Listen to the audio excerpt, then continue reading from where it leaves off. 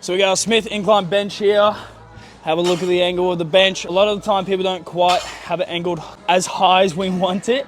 So we can chuck about to here. On this bench, that's about 4. Make sure that you've actually lined up this bench so that when you hop on here, yeah, and that bar comes down to your chest, it's gonna be resting right on the mid to lower chest line. So essentially where your nips are. Keeping those elbows parallel and under the bar the entire time, yeah?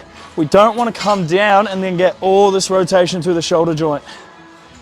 Big no-no. So always lock your Smith bar back, adjust your grip so it's nice and tight, and come down, reach forward with the elbows, get it nice and close to the chest, drive up. If you're unsure about the width of where you should have your hands, we just want those forearms parallel as we come down.